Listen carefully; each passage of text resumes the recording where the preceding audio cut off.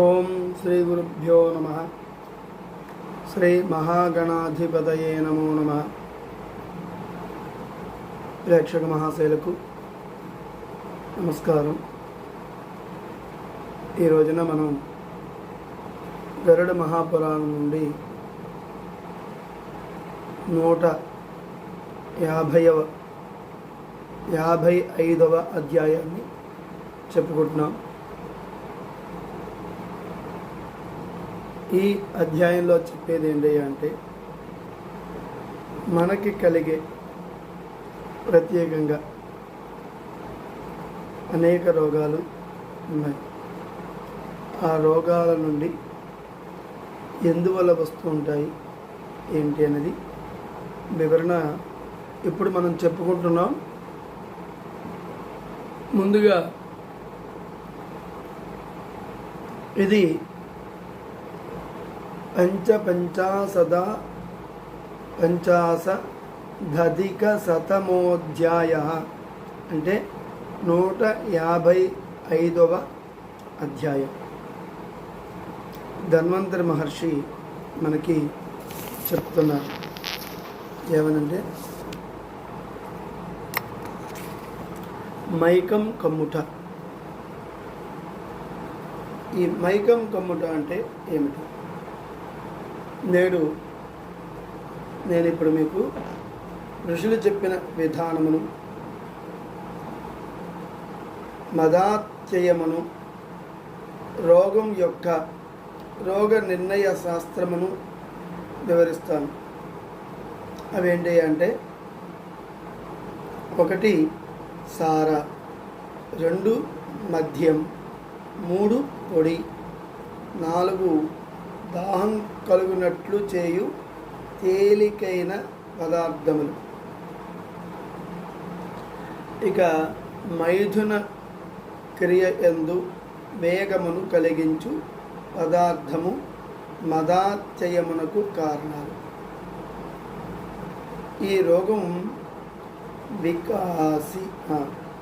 రోగం వెంట్రుక వంటి సన్నని నాళములను చుట్టుతుంది. ఈ రోగం వెంట్రుక వాసనలో ఉంటుంది, సన్నగా ఉండి ఇది ఈ నరాలకి చుట్టుకొని ఉంటుంది ఈ రోగం. ఈ కానీ దీని ప్రభావం కొలెస్ట్రాల్ అనగా కొవ్వు మీద భిన్నంగా ఉంటుంది.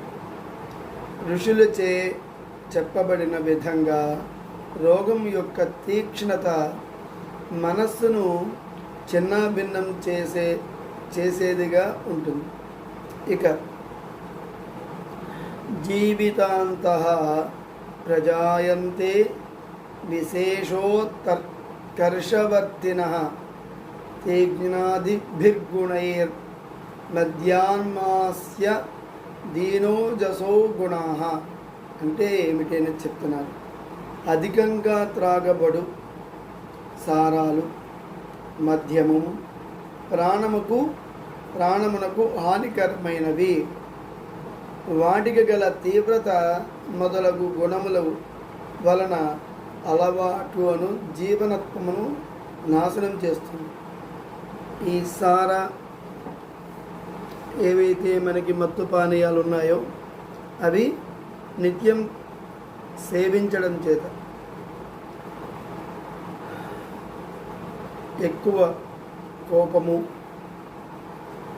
అరవడం, మూర్ఖత్వము, వీటినన్నింటినీ అది చాలా తీవ్రత మొదలగు గుణముల వలన అలవాటు అను జీవనత్వమును అది రోజు నిత్యకర్మలాగా నాశనం చేస్తుంది. అందువలన ఈ ఏదైతే త్రాగుడు వ్యవహారం ఉందో దీని వలన సోమరితనం వస్తుంది.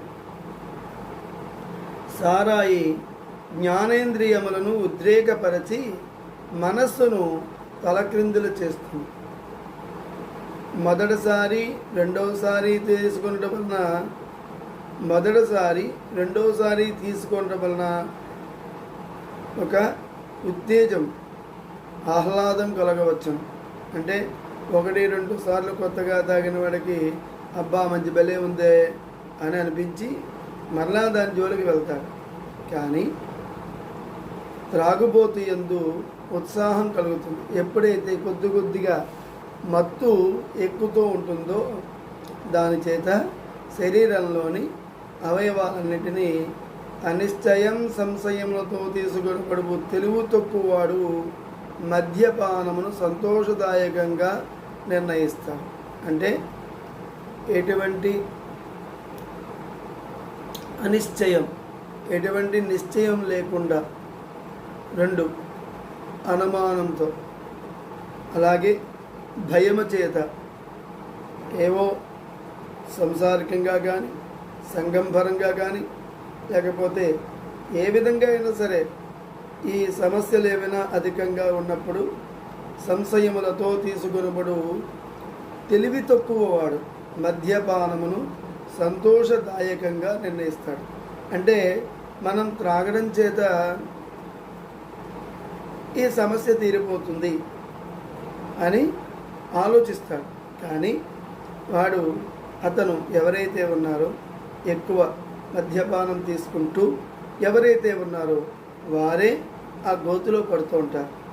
ఇక అలవాటు పడి మద్యమునకు అలవాటు పడిన రాజు అదుపు లేని పాము వలె కళ్ళెము లేని వాడు అవుతాడు. అతడు మత్తులో చేయలేని పని ఉండదు. మాటలలో లేని దుర్మార్గపు పనులకు సారాయే మూలం. దుర్మార్గమును ఇది బలపరుస్తుంది.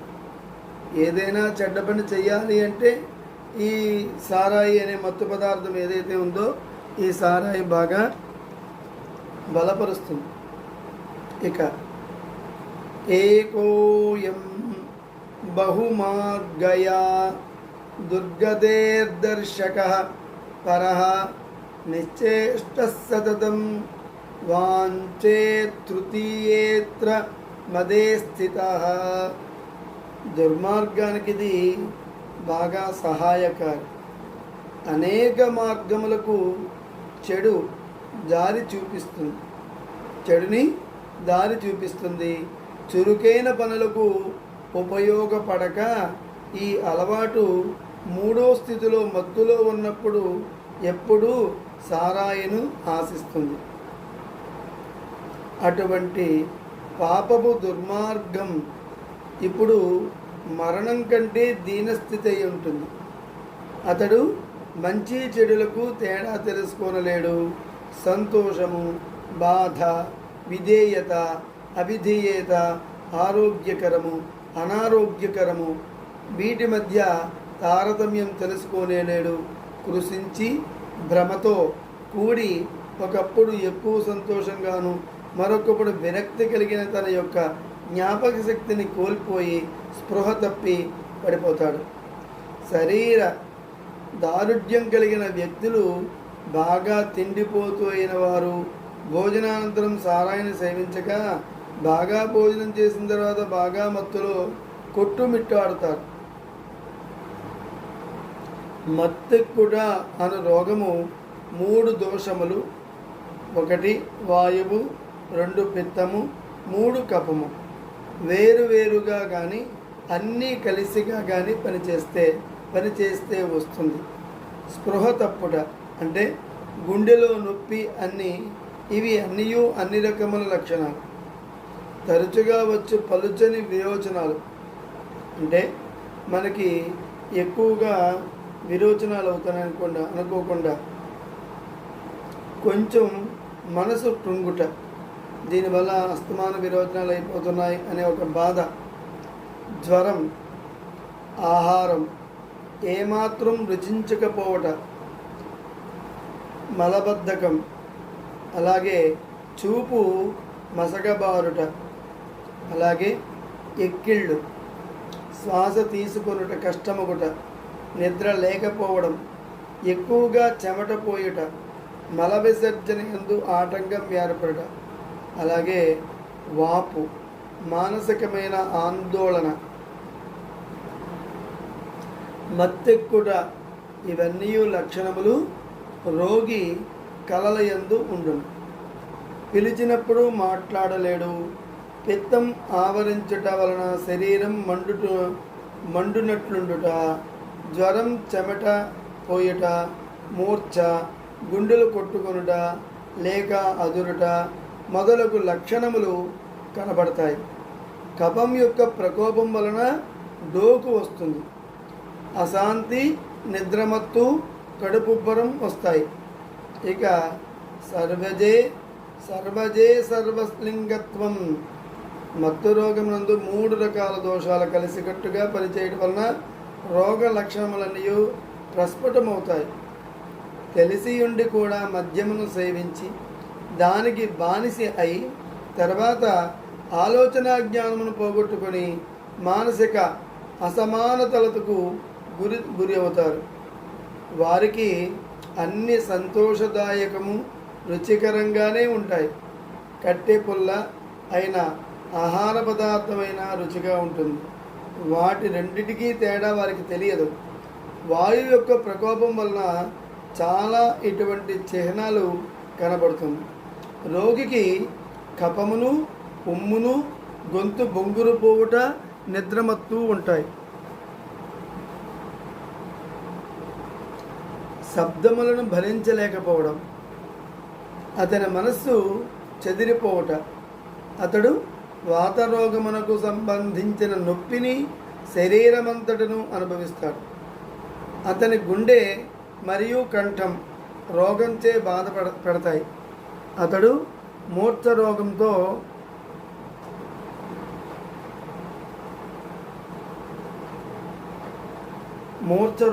స్పృహ తప్పి పడిపోతాడు. తనను తాను హద్దుల్లో పెట్టుకొనిన వ్యక్తి మద్యం సేవించడం మానితే అతనికి మానసికమైన లేక శారీరకమైన మార్పులు ఏమీ సంభవించవు. రజోమోహ హితాహార పరస్యన్యుస్త్రయోగదాహ. అయితే తొందరగా కోపం వచ్చువారు, మోసపుచ్చువారు, అసంబద్ధమైన ఆహారపు అలవాట్లు గలవారు 3 దోషముల వలన మత్తునకు సంబంధించిన వాటిని, మూర్ఛ రోగములకు సంబంధించిన పడిపోవట, నీచమైన సాష్టాంగ నమస్కారం లెక్క పెట్టుటకు వీలులేని సార్లు చేయుట సంభవిస్తుంది. కొవ్వు పదార్థం చేరవేయు నాళములు అడ్డగింపబడుట వలన, రక్తనాళాలు అడ్డగించబడుట వలన, తెల్ల రక్త కణములను చేరవేయు నాళములు అడ్డగించబడుట వలన, ఈ విధంగా రక్త మధ్య విషదోషాల వలన ఈ స్థితి కలుగుతుంది. మరి వాయువు యొక్క వరుస క్రమం లేకపోవటం వలన మత్తు అను రోగము రక్తహీనత వలన కలిగి ఉంటాడు. తనలో ఉండు కాంతి అంతయు అదృశ్యమవుతుంది. శరీరము ముతక నల్లని చిక్కని రక్తం రంగును పొందుతుంది. రోగి ప్రవర్తన మోసపూరితంగా ఉంటుంది, తిక్కగా ఉంటుంది. పిత్తేన క్రోధనో రక్తపీతాభ కలహప్రియ. అంటే మత్తెక్కిన వ్యక్తి చొరచొరలాడుతూ ఉంటాడు. అంటే పిత్తం యొక్క ప్రేరణ వలన అతడు తగువులాడుట యందు ఆసక్తి చూపిస్తాడు. అతని శరీరము ఎర్రగా ఉంటుంది, పసుపు పచ్చదనం కలిగి ఉంటుంది. కఫం యొక్క ప్రభావం వలన నిద్రమత్తు, అసంబద్ధమైన మాటలు, వినలేని మాటలు, కలలయందు కూడా మాట్లాడుట, మైమరిచి ఉన్నప్పుడు ఏమియో మాట్లాడతాడు. ఇక సర్వాత్మ సన్నిపాతేన రక్త స్తంభాంగ దూషణం. ఎప్పుడైతే ఈ 3 దోషాలు కలిసికట్టుగా పనిచేసి పై చిహ్నములన్నీ కూడా కనిపిస్తూ రక్త ప్రసరణకు అడ్డు తగిలి అవయవములనందు పక్షవాతమునకు కారణమవుతాయి. రోగి అసహ్యమైన కోరికలు కలిగి ఉంటాడు, లేదా బాగా తెలిసిన వారి గొంతును కూడా గుర్తుపట్టలేకపోతాడు. ఇది పిత్తం అను దోషం క్రమంగా లేకుండాటకు చిహ్నం. ఇక అతడు చాలా నీరసిస్తాడు మరియు గాఢ నిద్రలోకి జారుకుంటాడు. కానీ శరీరం మాత్రం తీవ్రముగా వణుకుతుంది. వాయువు యొక్క తాకిడిని దానికి సంబంధించిన చిహ్నములను గుర్తించాలి. మత్తెక్కిన రోగి ఆకాశమును ఎరుపు, నీలము, నలుపు రంగుల్లో చూస్తాడు, లేదా ఏమీ చూడలేక చీకటిలో మురుగుతాడు. అతనికి తిరిగి వెంటనే స్పృహ వస్తుంది, కానీ అతనికి గుండె ప్రాంతమునందు నొప్పి, వణుకుట, తల తిరుగుట వస్తుంది. వాయువు క్రమంగా లేకపోవడం వలన మూర్ఛ వస్తుంది. ఎక్కిళ్ళు, గోధుమ రంగు శరీరము కలుగుతాయి. పిత్తం క్రమంగా లేనప్పుడు రోగి ఆకాశమును ఎరుపు మరియు పసుపు రంగులు కలిగినట్లు చూస్తారు. స్పృహ రాగానే అధిక చెమట వస్తుంది. విదాహంతో బాధపడతాడు మరియు ఒళ్ళు అంతయు కూడా మండుతున్నట్లు బాధపడతాడు. మూర్ఛ వచ్చినప్పుడు శరీరమనందలి ఒక భాగం పసుపు పచ్చగాను, రెండో భాగం నీలముగాను ఉంటుంది. అతని కళ్ళు ఎర్రగాను, పసుపు పచ్చగాను, కెంపు వన్ను కలిగి ఉంటాయి. కఫం ప్రకోపించినప్పుడు మూర్ఛరోగి ఆకాశము మేఘావృతమైనట్లు భావిస్తాడు. అట్లే అచేతనత్వమును పొందుతాడు. చాలా ఆలస్యంగా తిరిగి స్పృహకు లభిస్తాడు. అయిష్టత, అశాంతి, గుండె ప్రాంతమున బాధ అనుభవిస్తాడు. అధికంగా ఉమ్ము ఊరుతూ ఉంటుంది. బరువుగాను, తిమ్మిరిగా, అవయములన్నీ కూడా బరువుగా ఉంటాయి. డబ్ అని శబ్దం చేస్తూ స్పృహలో లేని మేక వలె పడిపోతాడు. అన్ని దోషములు కలిసి పనిచేయటం వలన ఈ స్థితిని అపస్మారక స్థితి అంటారు. ఇక పాతయత్యాసు నిశ్చేష్టం వినా బీభత్సచేష్టితై దోషేషు మద మూర్ఛాయాం కృతవేగేషు దేహినాం. అతడు కదలకుండా పడిపోతాడు. అలాగే అవయములన్నీ కూడా వంకరపోతూ బీభత్సంగా ఉంటాయి. మదం అను రోగమునందు మూర్ఛ రోగ సంబంధమైన దోషములు వాటి అంతటా అవి వ్యాపిస్తాయి. మరలా ఎటువంటి మందులు వాడనవసరం లేకుండానే రోగి సాగిలు పడిపోయి శాంతిస్తాడు. ఇక మాట, శరీరము, మనస్సు సరిగ్గా పనిచేయవు, కానీ అతడు శక్తిని కోల్పోతాడు. రోగులు సాష్టాంగంగా క్రింద పడిపోయి కలప దుంగుల వలె, చనిపోయిన వాళ్ళ వలె మరణశయ్యపై ఉంటారు. మరణావస్థను అనుభవిస్తూ ఉంటారు. ఇది రోగుల యొక్క లక్షణం. రోగికి చికిత్సను వెంటనే అందించకపోతే లోతైన సముద్రంలో మొసళ్ళ మధ్య రోగిని ఉంచినట్లే ఉంటుంది. ఎందుకంటే అంత భయానకంగా ఉంటుందని చెప్తున్నారు. సముద్రంలో మునిగిన వాళ్ళ వలె ఉన్న రోగిని దాని నుండి వెంటనే బయటికి తీసేయాలి. మత్తెక్కిన వానికి కోపం తెప్పించవచ్చును, లేక సంతోషపెట్టవచ్చును. ఇది నిశ్చయం. క్రమబద్ధంగా, న్యాయబద్ధంగా సారాయి సేవించిన అతని యొక్క దుఃఖమును పోగొట్టుతుంది, లేకపోతే నరకం చేరుస్తుంది. ఇక పని చేయుటకు ఇది శక్తినిస్తుంది. ప్రకృతి సిద్ధములైన కార్యక్రమములకు దోహదమనర్చుతుంది. అందమును పెంపొందిస్తుంది. న్యాయబద్ధమైన, క్రమబద్ధమైన సారాయి వాడుక అమృతంతో సమానం. ఇది శ్రీ గరుడ మహాపురాణము పూర్వఖండము ప్రథమాంశము అనబడే ఆచారకాండమునందు మైకం కమ్మటం గురించి మీ అందరికీ తెలియజేసి నేను తెలుసుకున్నాను. హరి ఓం శ్రీకృష్ణ అర్పణమస్తు. మా వీడియోని చూడండి, వినండి చక్కగా. అంటే అందులో ఉన్నది ఉన్నట్టే మనం చెప్తున్నాం. ఇందులో లౌకికమైన వ్యవహారాలు ఏమీ లేవు. కాకపోతే అది ఉత్తేజాన్ని ఇస్తుంది అని చెప్పాడు తప్ప అధికంగా తీసుకుంటే దాని నుంచి మనకి ఎన్నో అనర్థాలు వస్తాయి. కాబట్టి దాని జోలికి వెళ్లకుండా సదా భగవత్ ప్రార్థన, అలాగే భగవంతుని యొక్క సన్నిధానంలో మీ మనస్సు సరిగ్గా లేనప్పుడు భగవంతుని సన్నిధానంలో ఉండండి. చక్కగా అక్కడ ఆ భగవంతుని కోసం ధ్యానం చేయండి. అంతే, మీ అందరికీ కూడా ఆయుర ఆరోగ్యాలు కలుగుతాయి. హరి ఓం తత్సత్.